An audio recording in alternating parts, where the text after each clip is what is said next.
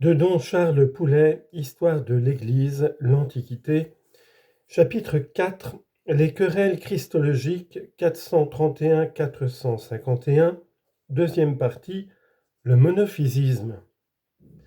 En 444, Cyril mourut et fut remplacé par Dioscore, homme violent et ambitieux, qui affirma la prééminence d'Alexandrie sur Constantinople et Antioche, et qui accabla de vexations les anciens amis de Nestorius comme Théodoré de Cire et Ibas d'Édesse.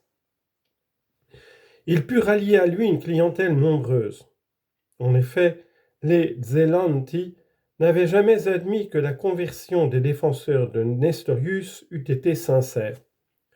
Cyril disparut, ils affectèrent de ne voir dans les actes d'Éphèse et dans l'édit d'union qu'une transaction dangereuse. Par réaction, ils soulignèrent si fort l'unité personnelle qu'ils aboutirent à l'unité naturelle ou équivalemment, c'était le monophysisme, ou plutôt les monophysismes.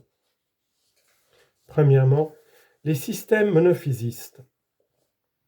Un premier système consistait dans l'absorption de l'humanité par la divinité comme par le feu.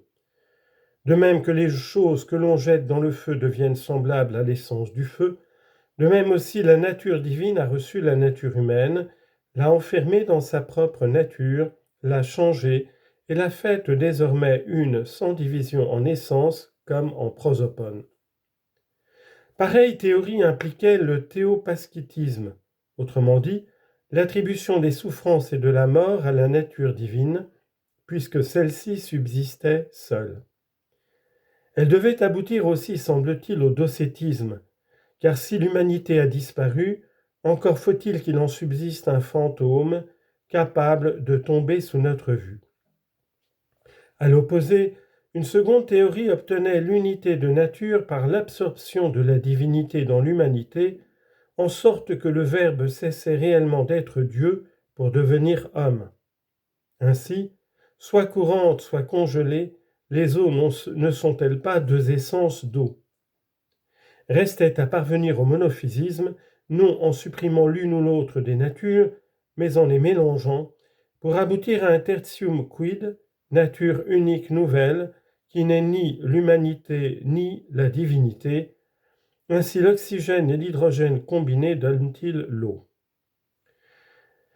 L'intransigeance des nouveaux hérétiques était d'autant plus arrogante qu'ils prétendaient défendre l'Église contre les nestoriens, à leurs yeux toujours redoutables, et qu'ils appuyaient leur théorie sur toute une littérature signée des plus grands noms.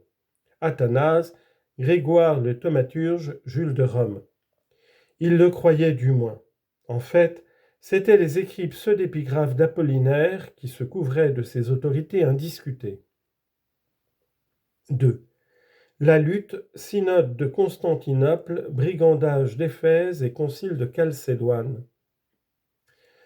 À Constantinople s'était aussi formé un parti anti-nestorien très puissant, se recrutant surtout dans les monastères. Il avait pour chef l'archimandrite Eutychès, esprit borné, dépourvu de toute culture sérieuse et par surcroît odieusement entêté. Il forma un comité de salut ecclésiastique qui prétendit porter des arrêts à longue distance. Par Uranus d'Imérie, il caballera contre Ibas d'Édesse. En Syrie, par le solitaire Barsumas, il attaquera Théodoré et Domnus d'Antioche lui-même. Ajoutons qu'Eutychès jouissait à la cour d'une influence considérable grâce à son filleul, l'eunuque Chrysafius. Mais les orthodoxes veillaient. Théodoré de Cire avait bien vu qu'un cyrillisme autoritaire et esclave des formules poussait les alexandrins vers le monophysisme. En 447, il écrivit l'Eranistes, c'est-à-dire le mendiant, exposé théologique dialogué, où il pourchassait le monophysisme avec des arguments plus philosophiques que théologiques, mais fortement appuyés sur des témoignages patristiques. Ni changement, ni mélange, ni douleur, impassibilité de la nature divine. Tels sont les titres des 3 livres qui composent l'Eranistes. Après la réfutation théorique, l'attaque directe. Dénoncé dans un concile particulier de Constantinople par Eusèbe de Dorilée, Eutychès fut sommé d'y comparaître en 448. Mais il se refusa à anathématiser ses erreurs, prétextant que ce serait porter l'anathème du même coup contre Athanase et Cyril. Excommunié et déposé, il en appela au pape Saint Léon, à Saint Pierre Chrysologue, à Dioscore et même à Théodose II. Dioscore s'empressa de l'absoudre, et l'empereur convoqua à Éphèse un concile de révision. Mais renseigné par Flavien, patriarche de Constantinople, Saint Léon remit à ses légats des déclarations précises contenues dans l'Epistula Dogmatica ad Flavianum. La doctrine qui s'y trouve contenue se résume en ceci. Premièrement, Jésus-Christ n'est qu'une seule personne. Deuxièmement, mais dans cette personne unique, il y a deux natures sans confusion ni mélange. Troisièmement, chacune de ces deux natures a ses facultés propres, son opération propre qu'elle n'accomplit pas indépendamment de l'autre et en dehors de l'union qui est permanente, mais dont elle est le principe immédiat. C'est la conséquence de la dualité des natures. Quatrièmement, d'autre part, l'unité de personnes entraîne la communication des idiomes. Telle était la doctrine christologique que le pape voulait faire triompher à Éphèse. Mais tout y fut préparé pour la victoire de l'erreur. Interdiction de siéger intimée à Théodorée ainsi qu'au juge d'Eutychès. Présidence conférée à Dioscore, venu de l'archimandrite Barsumas, sorte de sauvage qui avait dressé ses acolytes à la chasse aux adversaires. Tout en effet fut marqué par la violence. Eusèbe de Dorilée, accusateur d'Eutychès, fut couvert de malédictions. « Chassez Eusèbe, brûlez-le vif, ne l'appelez plus Eusèbe, mais Azèbe. » Eutychès fut rétabli dans ses fonctions, ses ennemis déposés, le patriarche Flavien tellement maltraité qu'il mourut 3 jours après. Les évêques obligés de signer en blanc sous la menace des épées, et 135 signatures ainsi recueillies. Il y eut des protestations indignées. Celles de Flavien et d'Eusèbe de Dorilée furent portées à Saint-Léon par les légats parvenus à s'enfuir.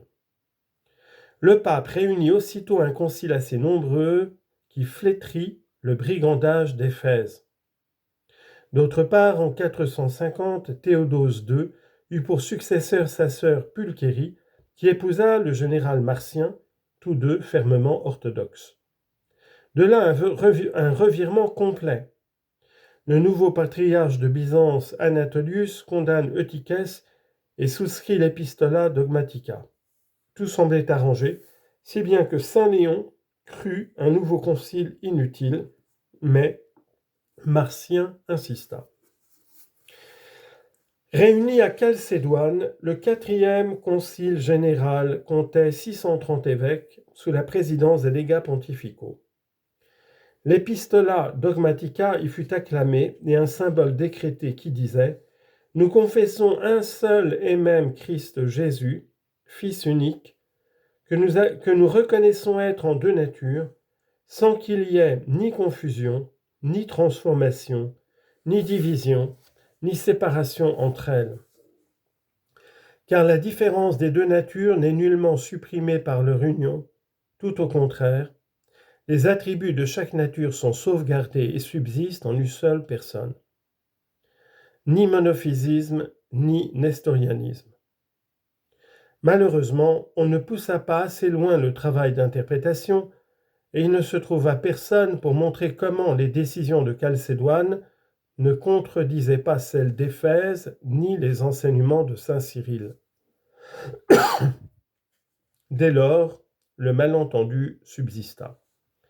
Et tout un immense parti continua de penser que le concile d'Éphèse avait été condamné par le concile de Chalcédoine et la christologie de saint Cyril par la lettre de saint Léon. C'en était trop pour des esprits échauffés contre le nestorianisme et qui ne souffraient pas que l'Occident parût leur faire la loi. La querelle se doublera encore d'une rivalité de patriarcat, Alexandrie monophésite contre Byzance orthodoxe.